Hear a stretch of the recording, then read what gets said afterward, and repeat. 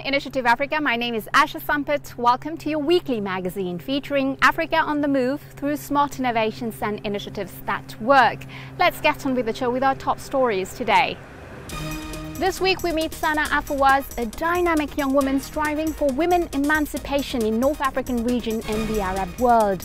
This young Moroccan has succeeded in establishing herself in the development sector by setting up her own organization in Brussels, the Womanpreneur Initiative, objective to awaken women to social emancipation by propelling them into entrepreneurial autonomy. We use entrepreneurship for women to become independent, economically speaking, because once women are independent financially, they will have the chance to examine the environment around them. They will start questioning the way they see themselves. Water can be a playful game changer. In Maputo in Mozambique, children have understood the dynamics of the water pump. Now we have safe and clean water to drink. We can wash our hands. Reconnecting with ancestral artisanal practices, finding work for isolated women and allowing them to rediscover a social bond. This is what this cooperative has achieved in Tunisia. It's a good system because it combines financial assistance with long-term organizational support to further develop the business. Improving access to water with a water pump designed as a playful game for children, a brilliant initiative. The idea originated in South Africa in the late 90s and is popular in communities that lack access to clean and safe water. A water merry-go-round particularly appreciated in the schools of Maputo in Mozambique. It must be said that the pump can deliver up to 1,400 litres of water per hour. Take a look. They're known as play pumps. As the children play, the movement of the turnstile directly activates the water pump. In this school in the suburbs of Maputo, host to this unusual device, the children are not just going round in circles for fun, they're also providing their daily water supply. On first sight, both pupils and teachers seem to be happy. It makes a big difference. Now we have safe and clean water to drink. We can wash our hands. It has a big impact. The system contributes to the motivation and concentration of the children at school. Some, however, would like to see certain technical modifications. It's very good, but for now the work comes too much, so they have to calibrate the supply. The movement of the roundabout can supply up to 1,400 litres an hour. The tank, at a height of 7 metres, can hold 2,500 litres. Sufficient capacity to satisfy this school's water supply requirements. This entertaining process has put an end to the establishment's chronic shortages of drinking water. A huge difference for our children. As you can see from this example here, the school did not have water before. And this is the case for about 70% of the schools in this country. We have more than 10,000 schools, primary schools in the country. 30% only have access to water. The idea comes from Johannesburg. In 1997, 4 social workers developed the technique and founded a non-profit making company, Roundabout Play Pump. For several months, the project has been tested in various pilot schools in Mozambique, Swaziland and Zambia. The programme's coordinators say water is not the only issue at stake. We have accepted the proposal from the roundabout as a pilot. We are now piloting it in 30 schools in Mozambique. We are doing it in Maputo, 15 schools, and in Gaza. So by bringing the technology to the schools, we are trying to increase access to water. But also, we are trying to make the school appropriate for these children in terms of the environment. Tem água em casa. Podem levantar os braços. In this urban environment where more than half the children are lucky enough to have drinking water at home, it's relatively easy to maintain the notion of the useful game. The principle is less likely to be accepted in a more difficult context. Is it seen positively from the children, or children can see themselves as a burden if they have to play? If they don't want to play, what do we do as to overcome this?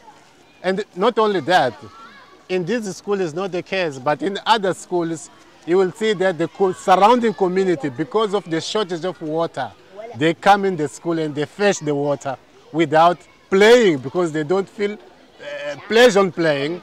So those are potential negative aspects. Some 700 of these pumps have already been installed in South Africa. Spurred on by this success and with support from financial backers, the initiative is due to be tried out in another dozen countries. These include Ethiopia, Ghana, Kenya, Malawi, Mali, Tanzania and Uganda. It remains to be seen whether these pumps actually represent a solution to school water supply problems in rural areas. Our guest this week is convinced that women are in total control of their future, and she helps to awaken the entrepreneur within them in North Africa and the Arab world. A smooth and subtle strategy by adapting to local realities, because training thousands of women for entrepreneurial adventure also means helping them to gradually find their place in society. She shared some insights on this delicate mission with Laurence Soustras and Thierry Schiller. Sana Hafouaz, hello and welcome on Initiative Africa. You have started Womenpreneur Initiative in 2016. What is this initiative about? Womenpreneur is an organization. We work on economic empowerment of women in the MENA region, Middle East, North Africa. And also we do some projects in Belgium. What we do is basically empowering women in the economy of the future, in technology, innovation, and society in general. Our objective is to use entrepreneurship as a tool to empower women to become independent. 10,000 women have benefited from your project since 2016. There were 30 projects in spite of persisting obstacles. How do you manage to go over certain of those social breaks? So I had the opportunity of growing up in Morocco. So growing up in Morocco, I kind of understood how society views women. I grew up understanding that there is a challenge, and I had two choices. Otherwise, I accept it and it becomes a norm, or I revolt and I try to find a solution for that issue. And that's exactly what we're doing. So at Womenpreneur, we provide solutions for women, and we use entrepreneurship as a tool. Again, for me, entrepreneurship is just a tool. It's not the end. So we use entrepreneurship for women to become independent, economically speaking, because once women are independent financially, they'll have the chance to examine the environment around them. They will start questioning the way they see themselves, the way society sees them and views them. And at that moment, they have the power of changing that and saying, no, I will not accept this. Misogyny is part of the region, and it's part of the whole world. Misogyny is something that still we are living. Sometimes we accept it. And the power is really in the hands of women. We can either stop it or accept it, and it becomes a norm. And in many societies, we see that the first enemy of women are women. I'll give you an example. When I traveled in the Arab countries, I met this amazing Sudanese woman. I actually wrote about her in my book. And she told me the story of what she went through with genital mutilation, and how her mother and grandmother forced her to really undergo this cultural practice. And she told me that today I lost an identity of me. I lost part of me because of this. But at the same time, she's the same woman who forced her own daughter of 9 years old to undergo the same thing. And this is what I say, that women, we as women, we can stop this if we want. We have the power of doing that. So Womenpreneur, we use entrepreneurship as a tool, but our ultimate objective, our ultimate mission is to really liberate women to become independent and free. And as I always say, freedom begins in our mind. That's why advocacy became such an important part of your initiative. For me, advocacy and awareness are very important tools that I do believe that if we really want to fight the evil, we need to look at its roots, not its branches. And I think providing women with spaces, resources, and really skills to become entrepreneurs is not enough. For me, it's a short-term solution. So we empower them, we give them skills, tools for them to understand how to become, economically speaking, active. But then it's a short-term solution, because we need to look first at the mindset, at the roots of their mindset, because they need to understand their role, their impact in the progress of their societies and in their personal progress as well. And that's why we look at the roots of the problems, and we try to put in place the right ways of really inspiring women to question their mentalities and to really change the ideas, surrounding them. So we do that in a way that is sometimes indirect but very powerful. We refuse to use aggressive, violent ways. So, for instance, we had a project where some women from the region had the opportunity to travel for the first time in their lives. And their entire life they lived in the same country, in the same community. So I asked them, I want you to do one thing. When you travel, take pictures and post them in your social platforms. And that's exactly what they did. And for us, that's a very powerful tool, because that sends a message to other women from her community, from her society, and they will say, okay, if she did it, I can do it as well. So that's very powerful, because that's the beginning actually of questioning, saying, oh, there are other opportunities, there are possibilities out there. And a woman who's traveling is not, as we label it in certain societies or certain communities in the region, is not a bad woman, is a woman who's ready to explore new things. And if she does it, I can do it. So that's the message we're trying to kind of, convey through our work. Welcome back to the second part of our show. We'll now head to Tunisia for our next report, precisely into the daily lives of women who have long been without any training and recluse at home. With some funding from the African Development Bank, they managed to invest in a carpet weaving cooperative. As a result, 20 direct jobs and a lot of hope, as our journalist Frédéric Durand-Drouin found out. The region of Kef in northern Tunisia suffers from high rates of unemployment and few prospects for local youngsters.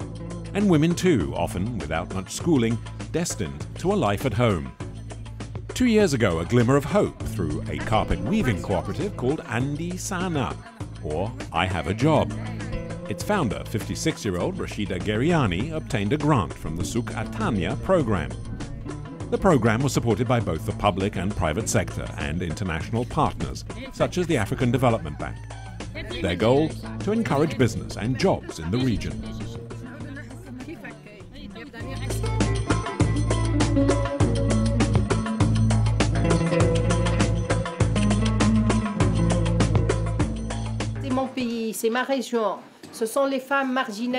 This is my country. This is my region. They are marginalized women I've taken out of their isolation. They are together, they meet, they leave the house. That is important. I can't set it up on my own because I don't have financing. I would prefer the cooperative continues to be supported by the program, so we can keep on working here. The cooperative has already created 20 jobs and provides members with a steady income, while also giving them a chance to make a go of it on their own.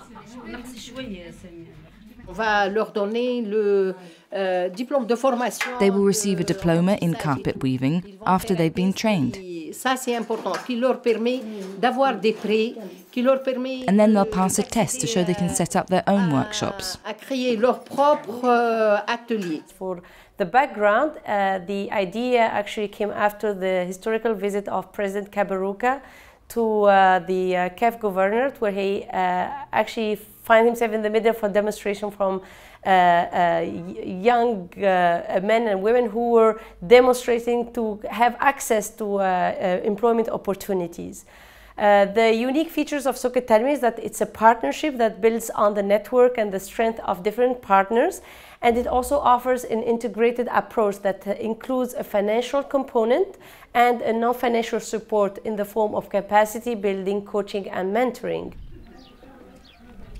Not far away in Kasserine, Taufik Saudi, a business graduate, returned to the country after studying in Japan.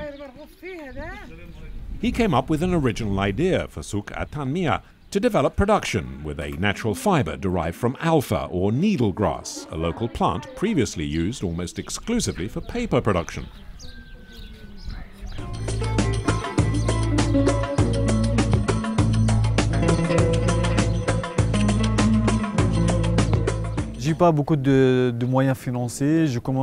didn't have a lot of money. I started with a smallish project, modest really, but I persevered. We had help from the AFDB with the Suqat Tanmiya program. It's a good system because it combines financial assistance with long-term organizational support to further develop the business. And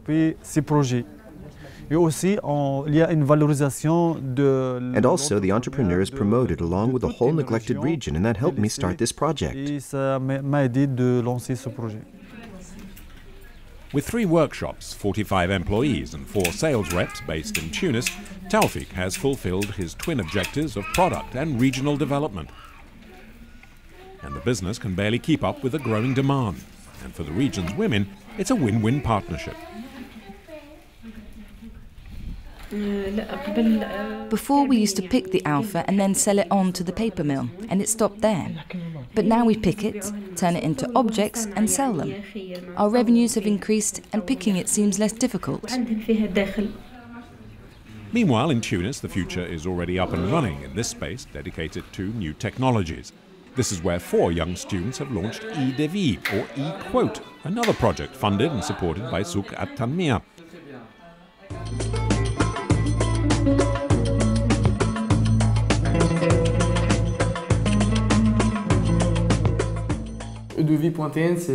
e-devis.tn is the first platform that can provide quotes online.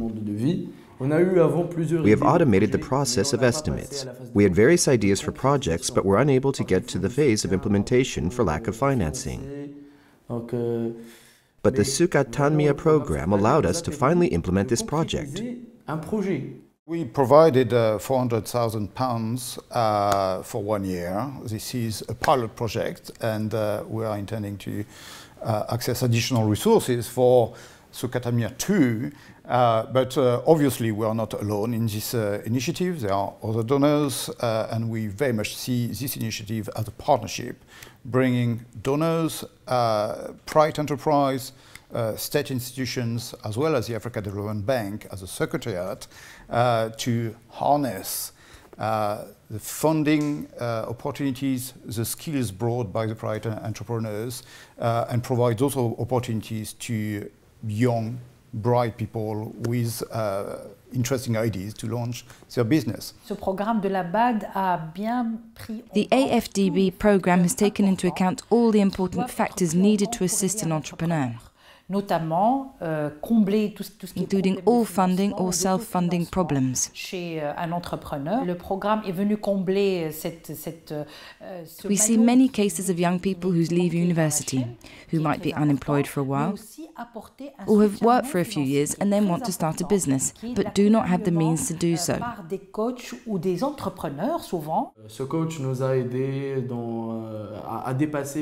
coach helped us overcome several obstacles, both on the technical side and the legislative side. He was like a 5th member of our team. We did everything together. So there was a first pilot edition of Suqat Tanmiya that was launched in July 2012 that helped support 61 projects. The initial outcomes from this initiative are very positive. Actually, we were able to mobilize about €1 million that was extended in the form of grants to 61 projects. In terms of distribution, 63 of beneficiaries come from the most underserved regions of the country. 33% were women entrepreneurs, 34% were unemployed, and 51% are young entrepreneurs. A sign of success, Suqat Tanmiya is currently entering its 2nd edition. The program might soon be adapted to other African countries, and more importantly, it's becoming a new source of inspiration for all aspiring entrepreneurs on the continent. Let's get back to our interview this week with Sana Afawaz, where she explains how her new online platform launched this month will further increase training and funding opportunities for women. You started Womenpreneur, but first you were a social activist and you were 15 years old. Is this experience finally a major influence in founding Womenpreneur Initiative? I think thanks to my activism and my kind of I would say work on raising awareness about the issues women are facing, and to really exploring discrimination and misogyny in the region is what brought me to where I am today in creating Womenpreneur. And also the fact that I grew up in Morocco, so I had the opportunity of really understanding the social limits and constraints on women. And as I mentioned, you have two choices. Otherwise you accept and it becomes the norm, or you really revolt against it and you become a feminist. And I think that was my case. I did my studies in communication, sciences, and informatics. I did also my studies in political science and leadership and governance. And I could have easily chosen a different professional career path. But I decided to really do what I'm doing today because I'm passionate about it. And I started as a blogger. So I was basically covering stories of women who are forced to get married to their cousins, or women who have been struggling with question of virginity.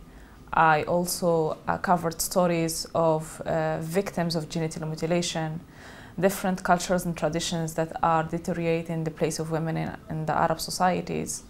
And I also covered different laws, gender discriminatory laws, like laws that allow rapists to get married to their victims. So that whole experience allowed me to really understand more the roots of the problems in the region. And I thought that economic empowerment could be the right tool for them first to become independent, and then for them to change the environment around them.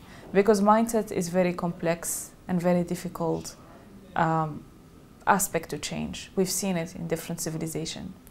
And I think that women, they have the power of really changing that by their own selves. So our role, like even today with Womenpreneur, although we use economic empowerment as a tool, the heart of our work is working on social image of women and to really change it and inspire more women. And since 2016, here we are, we help 10,000 women and who are today active in their societies, in their communities.